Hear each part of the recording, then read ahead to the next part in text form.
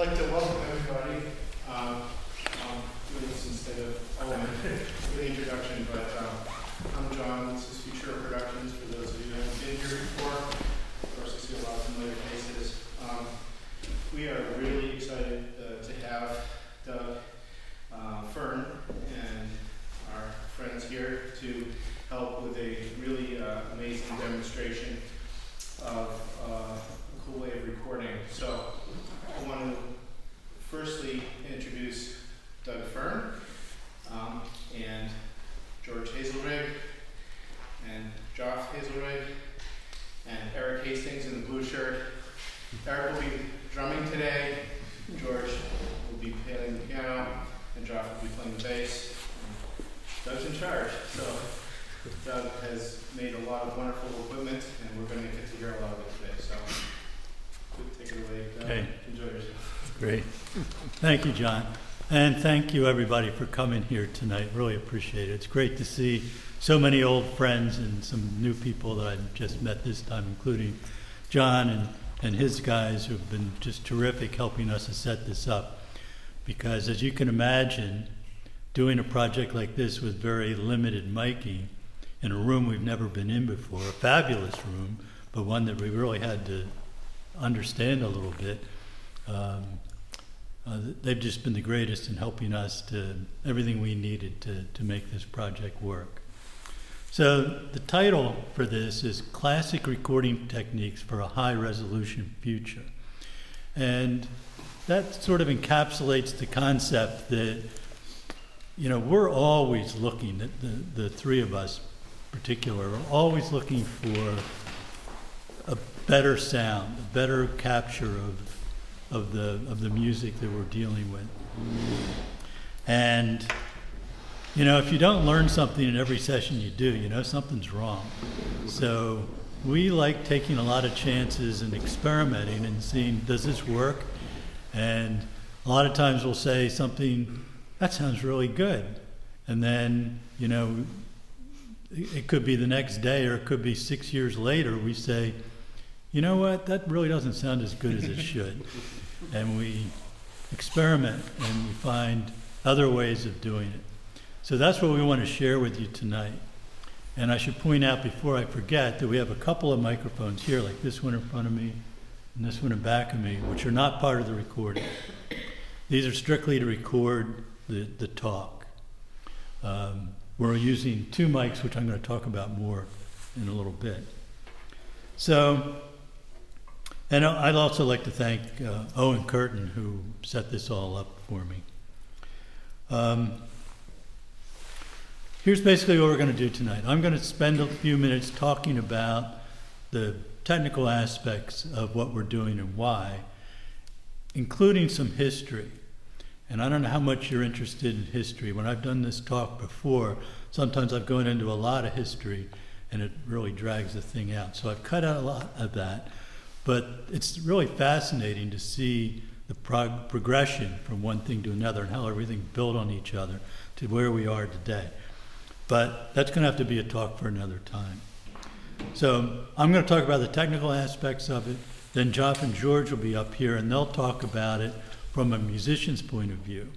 Because, you know, they're the ones that we're all trying to capture their sound as best we can.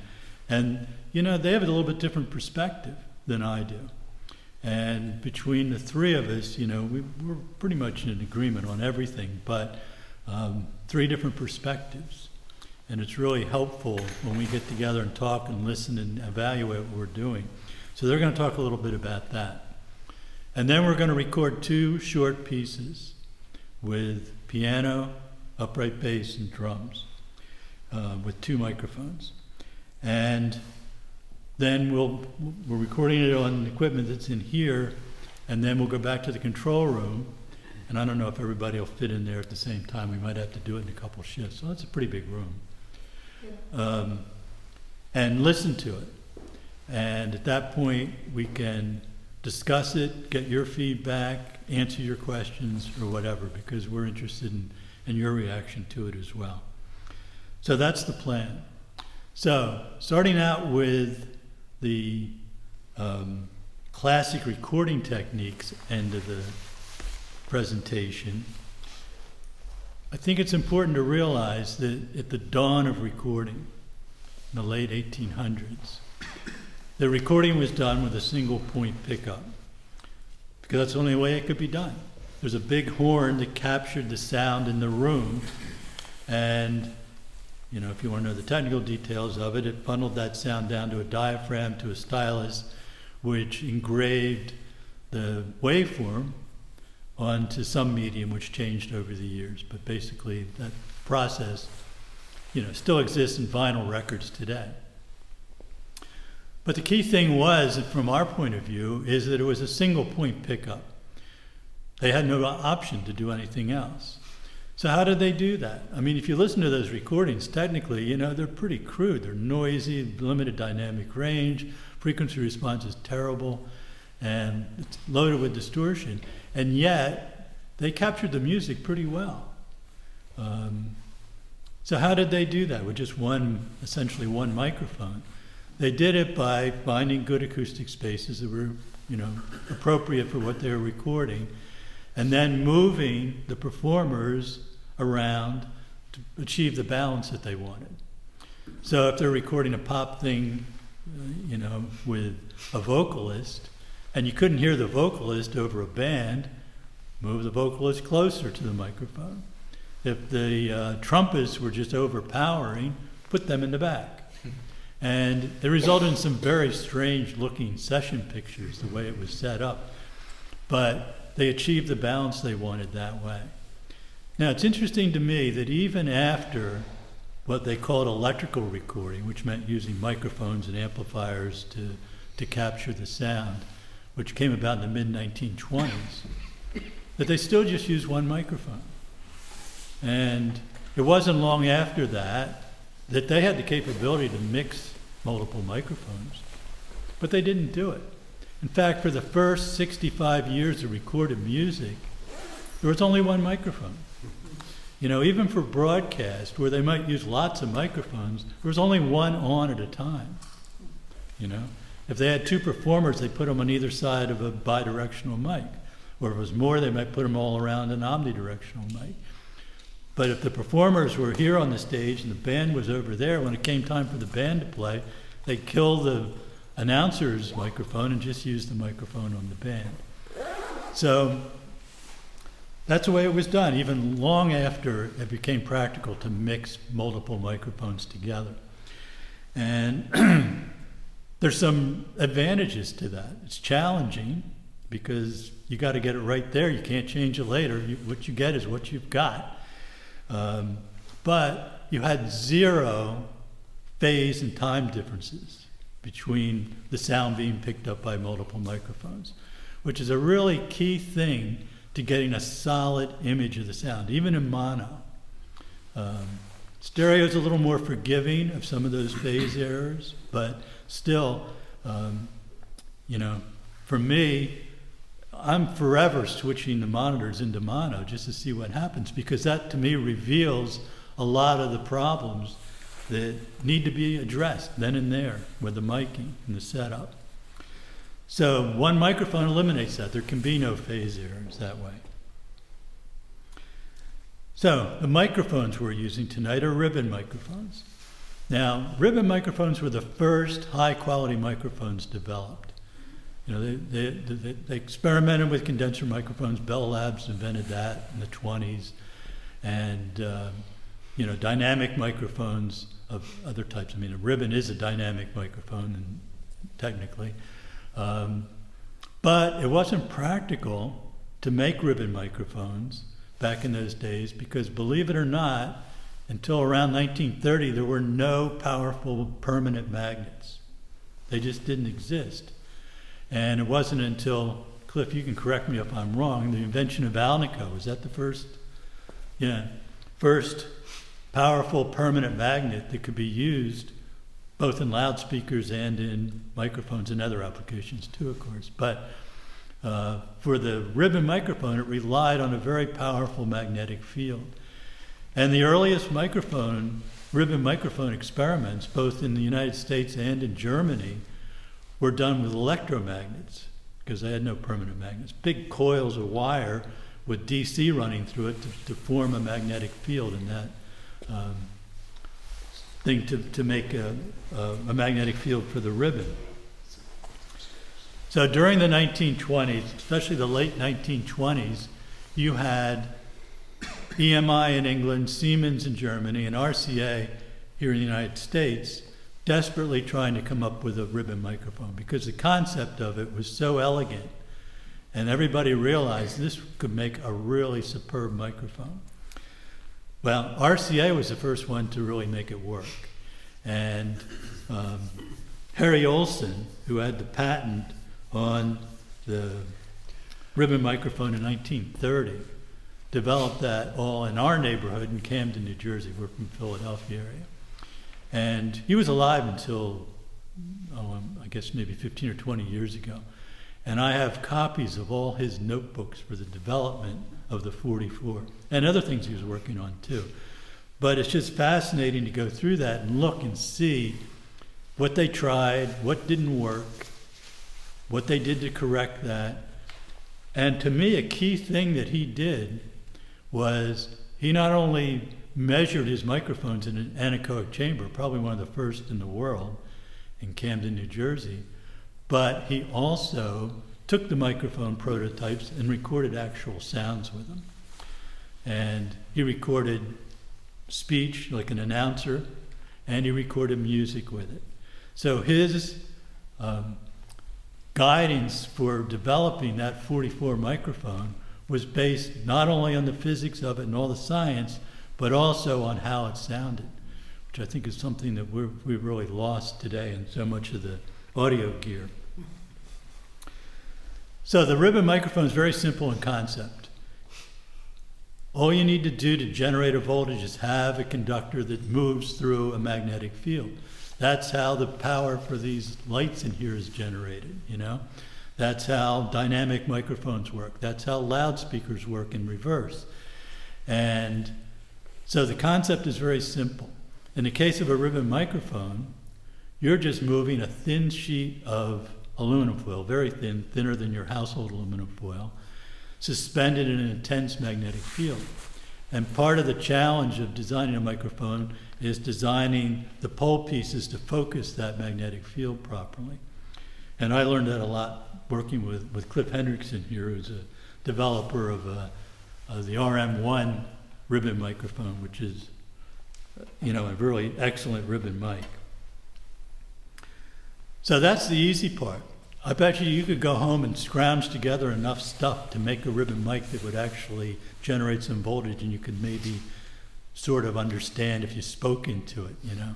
But getting it to be a hi-fi device is much more complicated. That's where the details come in.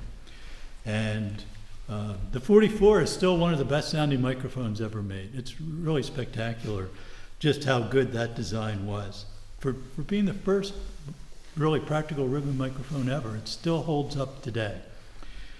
It was in production for 50 years, and it probably would still be in production today if RCA still existed.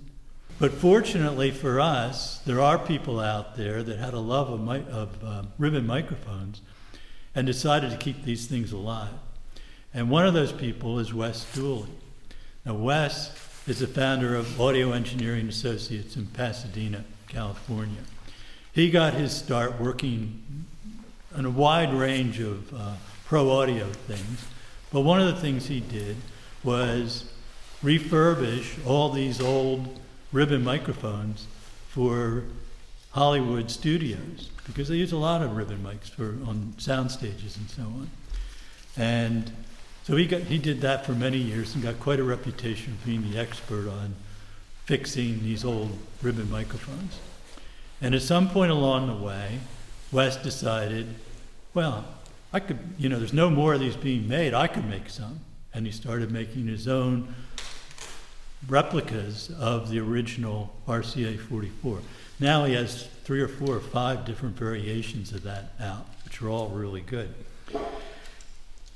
But then he thought that, well, maybe he could develop some original designs based on what he had learned from that. And he did, and he has a line of of various original design ribbon mics, which probably a lot of you are familiar with. The R84, I guess, is the most commonly known one. The thing about ribbon microphones is that they're natively bidirectional, which means that they're sensitive to sound on either side of the ribbon element equally. And it should be, if they're designed properly, should be identical response on both sides of it. Now you could look at that as a feature, or you could look at that as a bug. For me, I see it almost entirely as a feature. And the reason being is that when you're 90 degrees off, when the sound source is in the same plane as the ribbon, it has zero response to the sound. Because the sound is hitting that ribbon, equal intensity on both sides, it can't move. So the null on the side of a ribbon microphone is far deeper than any cardioid microphone, any shotgun microphone. It's just astoundingly deep. And even microphones that I have that are condenser microphones, if they have a bidirectional pattern on them, they're almost always on that bidirectional pattern. And if you're doing a session where you do need to use multiple microphones, because let's face it, there's times when you can't do all this wonderful stuff we're doing here tonight, you can often get far greater isolation by the setup of your performers and the microphones by putting whatever's going to be a problem sound into the null of that microphone. It'll just disappear, you know. And you can even use that if you want to pick up room sound. You set the microphone so that the null of the microphone is towards the sound source, so you eliminate most of the direct sound, and all you have is the room. It's really pretty wonderful technique. But then we come to Alan Blumlein. Alan Blumlein was an engineer for EMI in England, and he worked for many years at Abbey Road in England. And he had this obsession with the concept of stereo recording. He's a brilliant guy. I mean, he did so many things that are well beyond audio. In fact, sadly, he was killed at age 39 when he was helping EMI develop airborne radar systems for the British military during World War II, and the plane he was in crashed. Who knows what he might have done, you know, post-war after that, because he was still a young man. So Alan Blumlein's concept of stereo wasn't just, oh, we'll just put up two mics, because that had been done before. That had been done in the 1890s with telephone microphones on a stage, and it was a subscription service. You could actually pay to subscribe to this and listen to concerts at home with two telephone headsets in your ears. It was stereo. People were amazed. And even that crummy circuit, you know, through carbon button microphones and through telephone lines to a crummy little headphone thing, was still astounding to people that how good it sounded in stereo. But Alan wanted to do a system that was from the production of the music to the listening environment. And he developed this whole chain of every piece all the way through.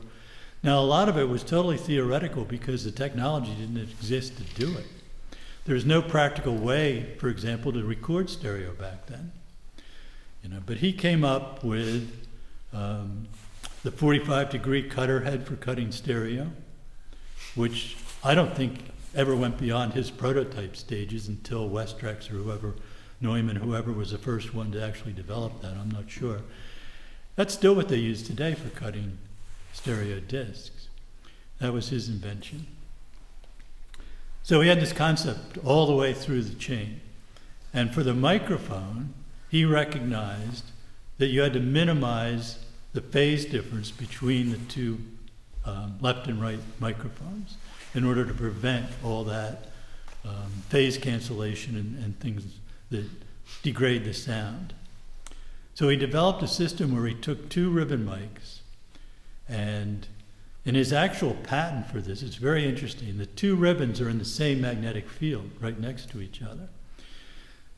I don't know whether that's really practical. I've been trying for decades to get a ribbon microphone manufacturer to try that and see if it really works or not, but I can't convince anybody to do it. But the way Blumlein was actually implemented in reality was to use two ribbon microphones that were just rotated 90 degrees to each other. And this formed a really interesting pattern because you had essentially an omnidirectional stereo microphone.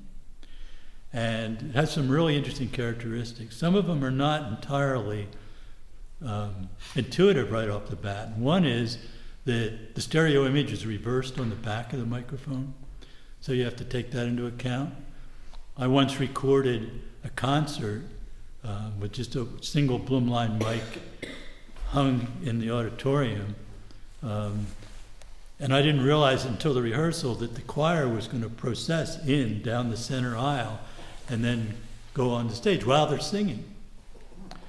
And it was really interesting because if you focused on one voice in the choir, you could hear them as they came closer and closer, and then suddenly they were on the other side. It was a little disconcerting. I don't think most people notice that, but engineers, pick up those details. So that's one thing you have to be careful of. But it's really not a major problem in most situations. So probably in the early 70s, maybe even late 60s, I read about this Blumlein technique for stereo recording. And it wasn't even something that was being used in studios. It was just in textbooks and stuff. And I said, that's a really neat idea. I have to try that. And I tried it with two 44s, which isn't easy to do because those powerful magnets will just bang them into each other. You really had to be careful how you mounted them because they'd always want to clamp together, and when they did that, they'd rattle together and made noise you couldn't utilize. But if you can manage to get them from touching, it was really a really good sound. And even with multi-pattern condenser microphones, you can do the same thing. And since that day, I'd say 95% of the stereo recording I've done is being done that way, with that Blumlein configuration. I've tried XY, and sometimes you have to use it just because you can't have any response off the back. I don't particularly like it, but it solves the problem. I've tried MS, which other people make sound great, but for me, it's just not me. I just don't like the way it sounds. I tried the Decatree, and that sounds great in Hollywood scores and stuff, and orchestral recording, but again, it's not me. And for me, that Blumlein just is a sweet spot for a stereo pickup. It just sounds, to my ears, just right. And another interesting characteristic of ribbon microphones in general is that, in my experience, where you place that microphone sounds audibly on the recording like the microphone's half the distance that it actually is. If you put a condenser mic there and recorded it, and a ribbon mic in the same position and recorded it, the ribbon mic would always have more presence. It would just feel like you were somehow drawn into the sound of it better. And when you do that in Blumlein with a stereo, it's even more compelling. So I'm not saying any of those other techniques aren't valid, and people make them sound great, but I just really like that, and these guys do too. So what we're using tonight for microphones are made by AEA, Wes Dooley's company, and they are called an R88. And this microphone has an interesting history because Wes used to send me prototypes or early production versions of his mics for me to play with. And one time he sent me a pair of R84s when they first came out. And I liked that microphone a lot. I didn't like it as well as a 44, but it was a little lighter and easier to deal with. But the sound-wise, I wasn't totally thrilled with it. But I said to Wes, this is a really nice sounding mic. Have you ever thought about doing a stereo version of it? And he says, yep, I'm working on that.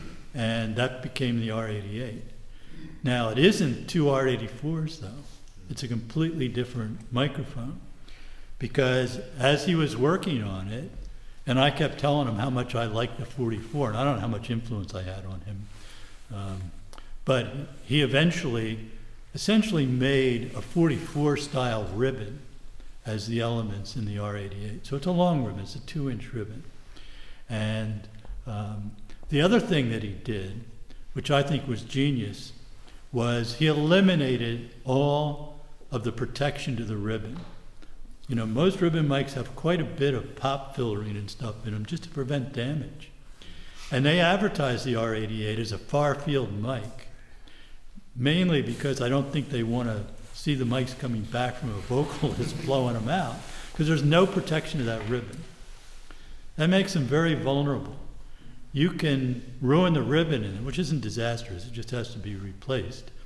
But you can ruin the ribbon in that microphone just by swinging it too fast on a boom stand. You know, you really have to move it slowly. You can ruin the ribbon by putting it in a case and closing the lid too quickly. So there's no protection of the ribbon, which means it's vulnerable. But on the other hand, there's nothing between you, your sound, and the ribbon itself. And that makes a huge difference. So the R88 is permanently configured in the Blumlein 90-degree configuration. And that's what it's meant to do. Although I have occasionally used just one section of it when that kind of sound I wanted, but didn't need it to be in stereo. From those two microphones, we're going into the DW Fearn VT24 mic preamp. This is basically the same, well, it's not basically, it's identical to the original microphone preamp I designed about 25 years ago. The first version was a VT1, which is a single channel version. And then we came out with a 2-channel version, VT2. And then this one for people who wanted more channels, but you know, everybody has limited rack space. So this solved the problem of getting 4 channels in a smaller space. So we're using that. And from there, we're going into 2 Tascam DA3000 DSD recorders. The Tascam DA3000 is an interesting recorder, which I have to give credit to Joff and George for discovering, because I think they got talking to somebody at AES from Tascam, and they gave them a couple of them to experiment with, and they were really pleased with the sound they were getting. It was just better than anything they had used before. So now we have a bunch of them, so we can actually do multi-track stuff with them. So those are the recorders we're using. They're capable of doing PCM recording, which is a standard kind of Pro Tools, everything else recording. But they also are capable of DSD recording. Now DSD stands for Direct Stream Digital.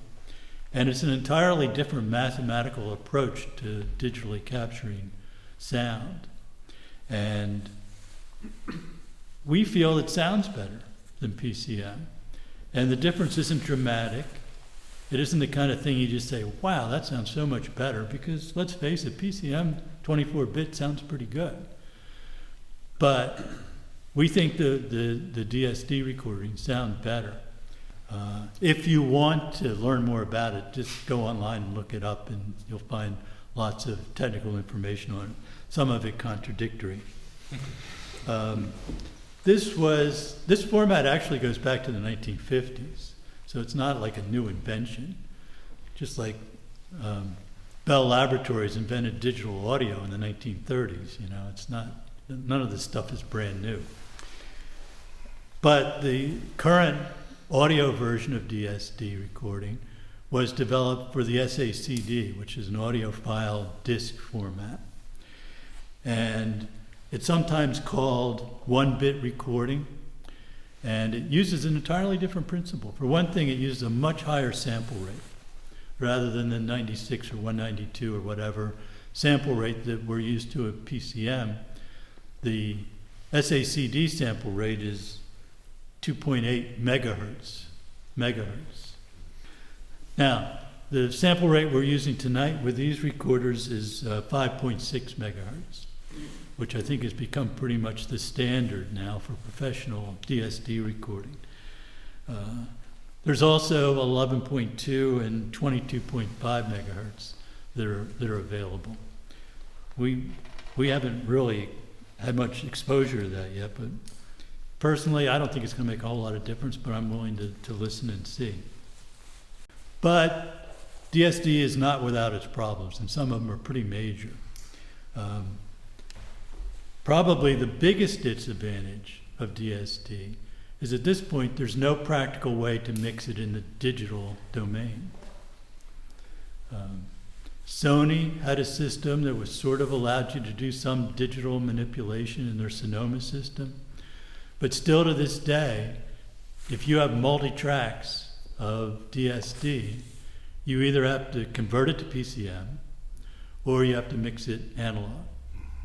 And that's what we're doing tonight, is mixing it analog. And that seems to be fine.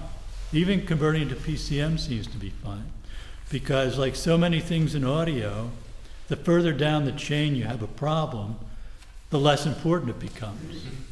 You know? So for us, using the VT24 microphone preamplifier captures the sound in a way that we just have never heard with a solid state mic preamp. And some of you have been some of my other talks in Boston, heard me talk about that. So I'm not going to go into that tonight. But another problem with any kind of digital sampling is the anti-aliasing filters. And, you know, for the 44.1 sample rate of a CD, you know, according to the Nyquist theorem, Nyquist, by the way, worked for Bell Labs, developed their digital system for the telephone system in the 1920s. His theorem states that you cannot reproduce anything more than half the sample rate. Now think about that. If you have, say, a 10 kilohertz sound, could be a sine wave or a component of the sound, and you were sampling that at the lowest possible Nyquist rate, which would be 20 kilohertz, it's only defined by 2 points. If it's a sine wave, it's no longer a sine wave. It's some bizarre form of waveform that is not a sine. Well, keep that going, 44.1 cuts off at around 20 kilohertz. There's still lots of important data between 10 and 20 kilohertz. You don't have a reproduction of that. You just have a rough facsimile of those waveforms above that. Well, what does that do? I mean, what is all that information up there? It's all the transient data. It's all the things that make things sound real and clear. And you've thrown that all away. Now, when you get up to 48, it gets a little better, but not much. 96, you start to eliminate some of those problems because you no longer have to filter it so far down. So the sample rate will allow you to have more accurate representations. But at any sample rate, at the higher audio frequencies, it's never an exact duplicate of the waveform. So is that important? You know, I mean, lots of things go on in that realm of audio that we believe are audible. They're not audible because you sit there and listen and analytically tell that something's happening, but it has to do with how that music makes you feel, the impact of that music, and the realism of that music. And there's another factor involved here too, because in any kind of digital recording, and PCM is much worse at this than DSD, there's lots of weird artifacts going on all the time. And careful algorithms and careful filtering minimizes those. But I'm sure some of you are aware of this, but if you're not, I'm going to ruin your life, because I'm going to tell you, once you become aware of those artifacts in digital recording, you can never unhear them. You know, they'll always annoy you. You know, and unfortunately, those artifacts are not musically related to what's going on. They're mathematically predictable, but to our ears, they're just totally random. And sure, you don't really notice them that much. It sounds pretty good, but what is that actually doing to you? You know, and we were talking about this on the way up here, that if you did two full day sessions back to back. You did one of them with a PCM style recording, whatever, high resolution. Next day you did one with DSD. We don't know the answer to this, but our feeling is after the PCM day of recording, you'd be beat, tired, and sick of hearing stuff. On the other hand, we think with DSD recording, you might go home and say, I want to hear that again, after a long day of recording. For us, I think these guys would agree, we can listen to the stuff we do DSD over and over and over again, and it's like we never get tired of it. And I can't say that about PCM recording.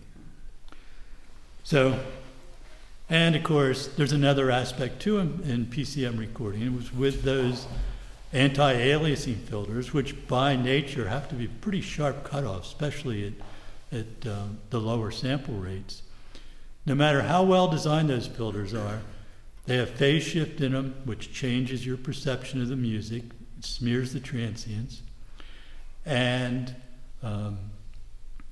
it doesn't sound natural, because even though most of us in this room probably can't hear much over 10K anymore, judging from the age of most people here, and the abuse most young people have done to their hearing, I doubt if anybody in here can hear over 10K.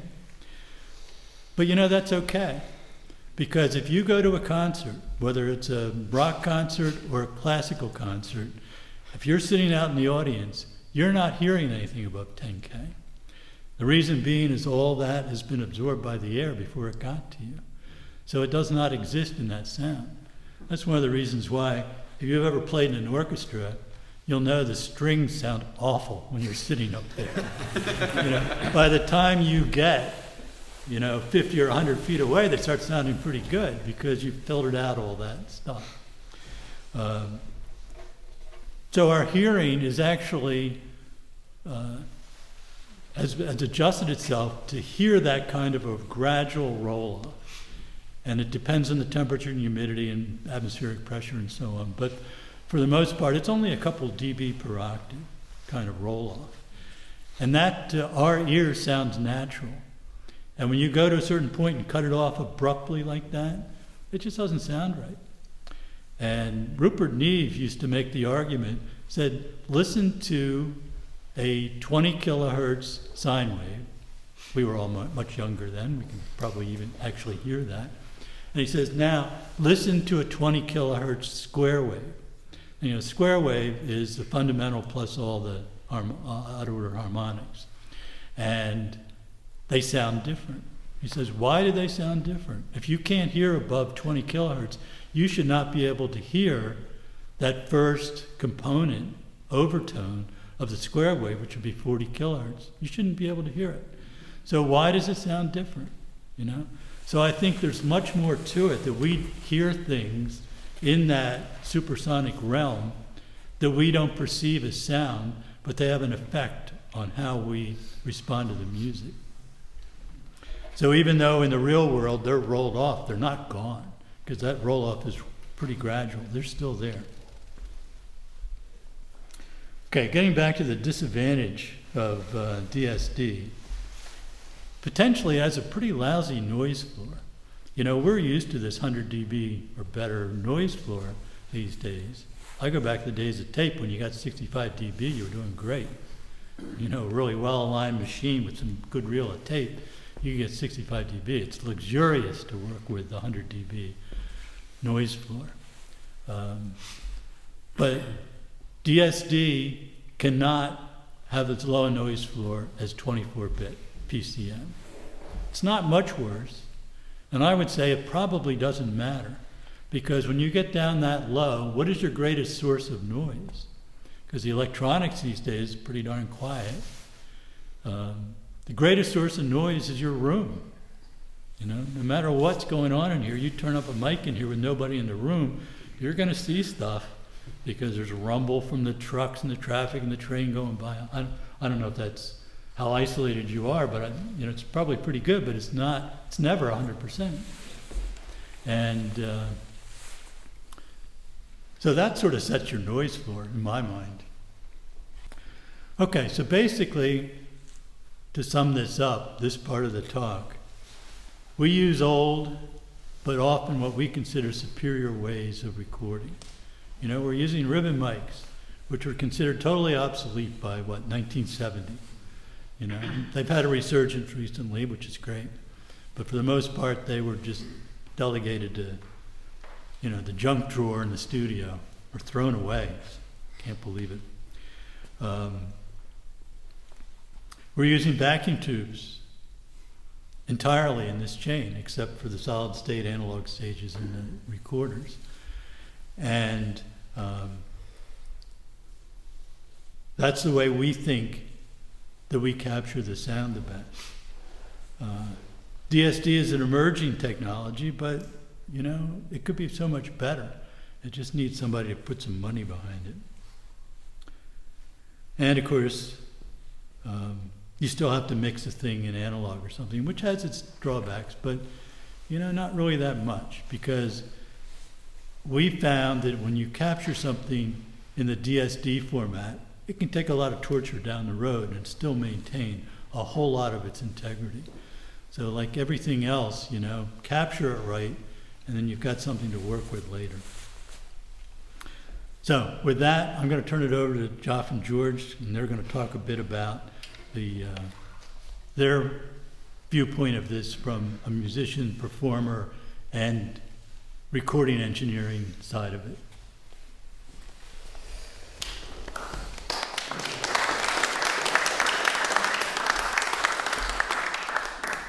Okay, so should probably start by giving you guys a little bit of background on us. We were brought up as classical musicians, rebelled against our parents and became jazz musicians. Went to college for that. I was asked politely to leave high school by the principal and spent what would have been my senior year at an audio engineering school in Manhattan, which is not there anymore, so don't look for it. And from there on, we started producing records. Really on a lot of garbage gear. When the 8-act came out, we thought that was fantastic. Well, you know how that turned out. So we dubbed this term guerrilla producers because we're sort of in the jungle with no budget and nobody cares about us, and we're having to make recordings that will compete against, you know, Marcus Miller, who's got a $150,000 budget and a euphonics console in his living room.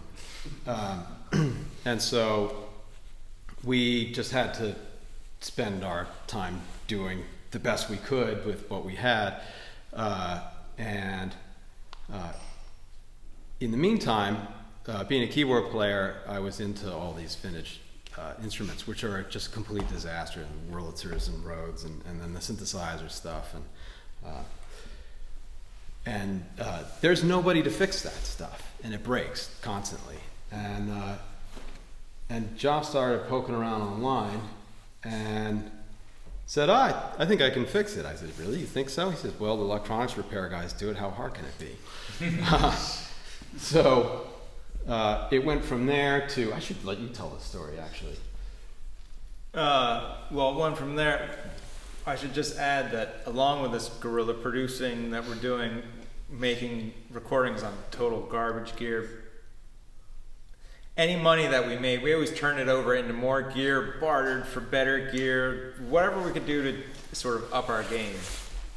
And then along with the vintage electronic stuff, so I got into fixing some of that stuff, and you start to look at, you know, preamps and mics and these other things, and it's like, well, if I can sort of fix this stuff, maybe we can build some better stuff and up our game.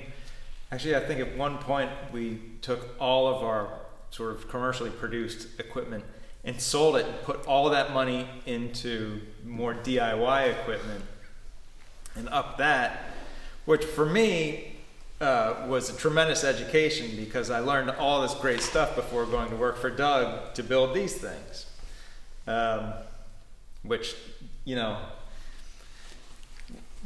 this is the top of the game. This is it. This is the pinnacle for us. So that it's nice to be not chasing that part anymore. Yeah, there's no trading up from there. Right. Where are we headed with this? Right. So you started working for Doug. You borrowed my RA. Borrowed your RDA. Okay, you know, actually, one of the biggest things that happened to us along the way, and this is what, 5-6 years ago, is something that I think is underemphasized with younger engineers, and that is, what are you listening to? And we had gone through monitor speakers from Elisa's monitor ones, you know, those sort of blue-gray monster things that are, you know, good at holding doors open or whatever, into a couple other steps from there, and we finally got to sort of an intermediate step, and I was leaving the studio with a headache every day. Every day I was leaving the studio with a headache, and finally it's like, we need to start looking for some better thing, and a producer friend of ours was moving his studio from New York City down to South Jersey, and he called me and said, hey, I'm going to have my assistant drop some gear off to you, you know, test it for me, tell me what you think. I said, all right. And he pulls up with a minivan and fills my dining room half floor to ceiling with a bunch of boxes and stuff. I'm like, okay. And he came over the next morning, and I'm thinking, what the hell are we going to do with this? We're working, we don't have time to deal with this. What do these speakers sound like? And well, they were PMC 226s. I don't know who's familiar with these things, but we plugged them in, and 15 seconds later, I thought, this is going to be the biggest check we write all year. We still have them. And in fact, ours are so early, I don't think they even had a proper serial number. I mean, we had a problem with one of the amps and sent it back, and these guys were like, where did you get these? I'm like, well, I got them from you.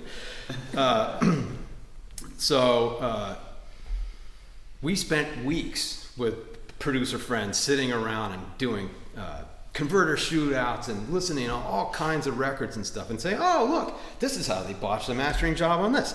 This is what overcompression sounds like. I mean, every case, it was just phenomenal that we could dial into that.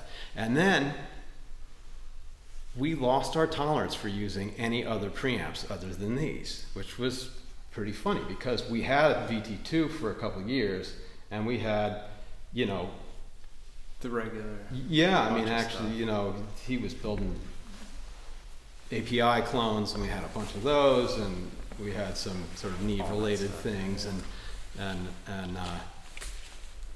with those monitors, it became clear we can't deal with any of this stuff anymore, and we sold everything and got 2 of these, and have really never looked back, and don't use any other preamps save for one, which is one that we build ourselves, that, you know, we licensed the design from Doug, and it's sort of a channel strip thing using that circuit design, and anyway, it's fabulous.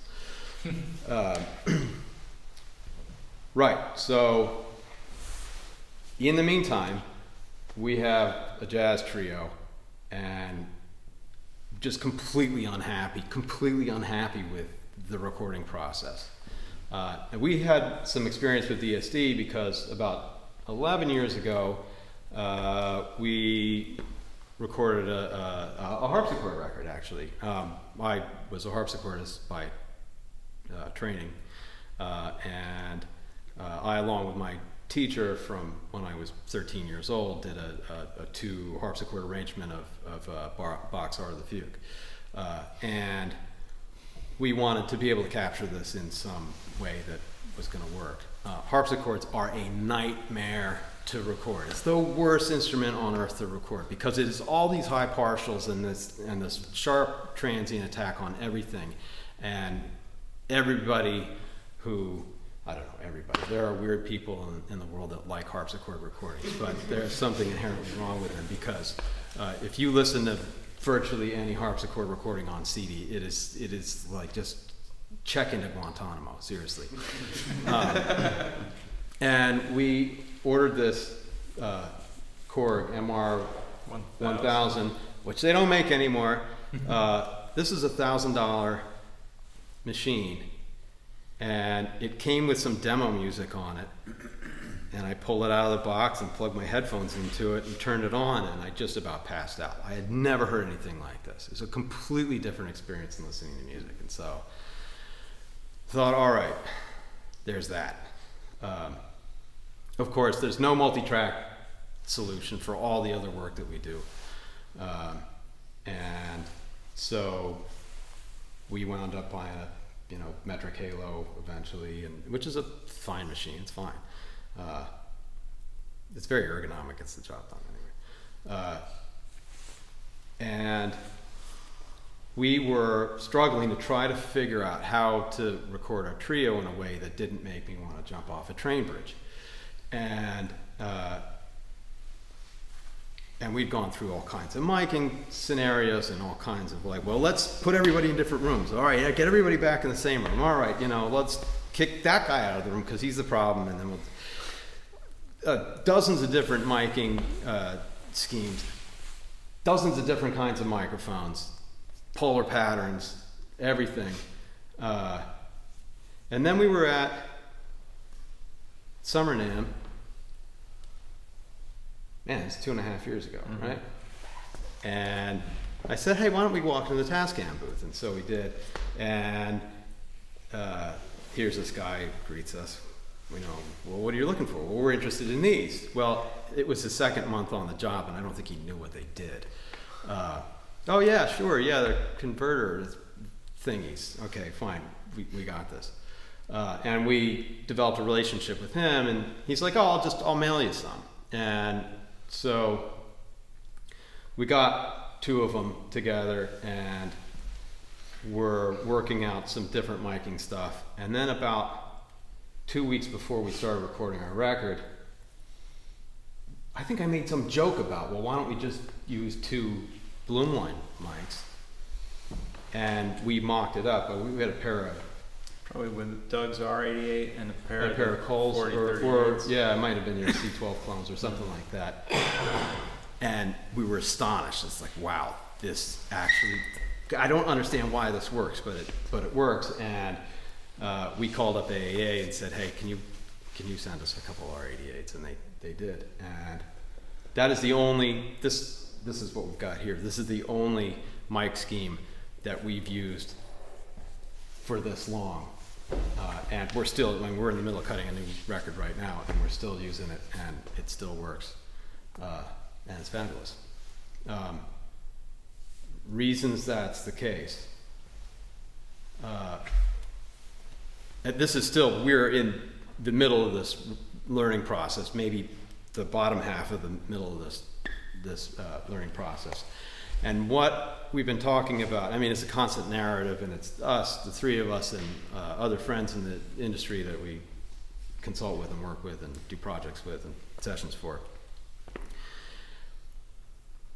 There is this element of, and as engineers, we say, all right, well, how does this sound?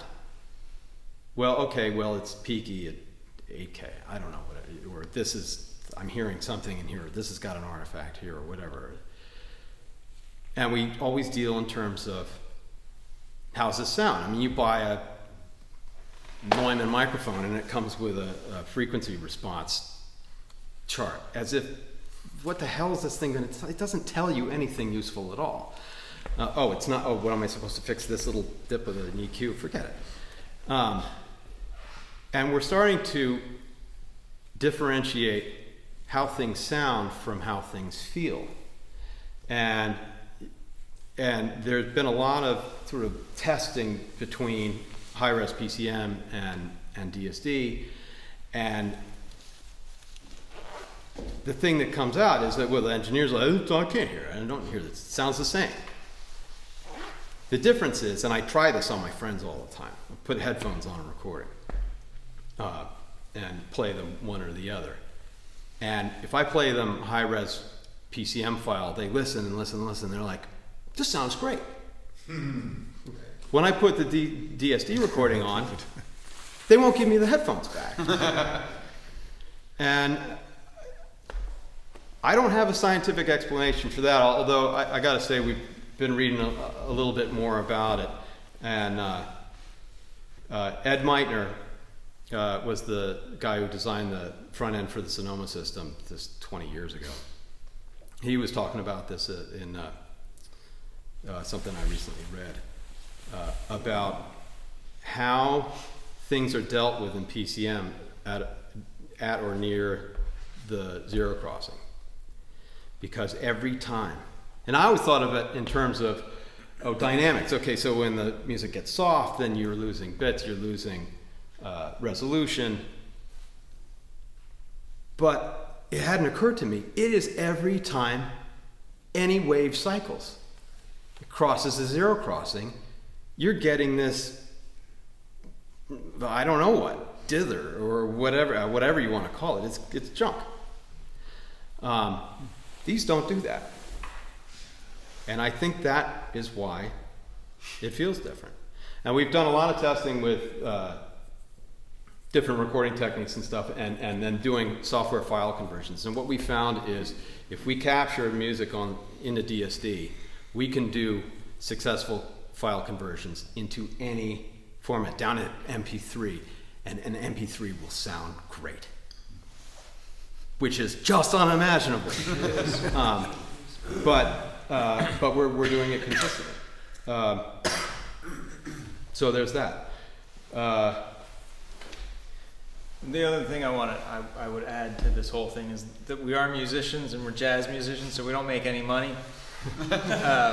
But there is an emerging market of people that want DSD recordings. They want to listen to this stuff, and there's not a lot of product out there for them to listen to.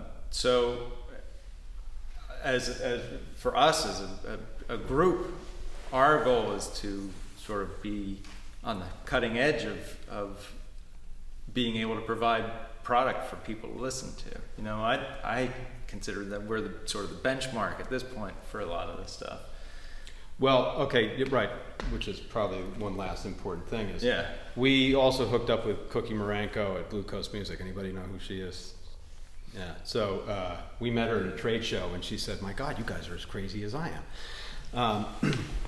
And so she's put out a record, we did another project for her, and we're doing another 50 projects for her that are in the works currently.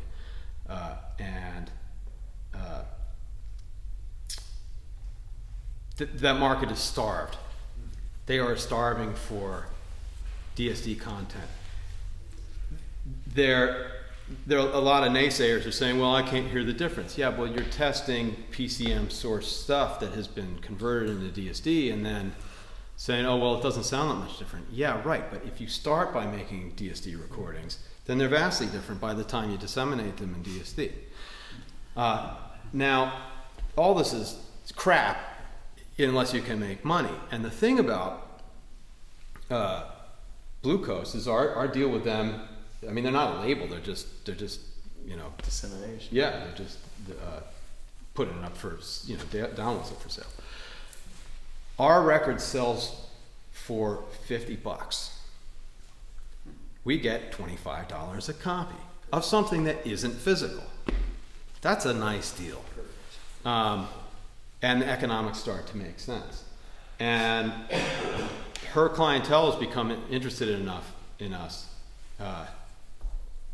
I was talking to her about a month ago, lamenting about, you know, we're not on a label. Do we need a label? Because we're having a hard time getting festivals booked and stuff at this point. And she handles all of the DSD downloads for Mac Avenue.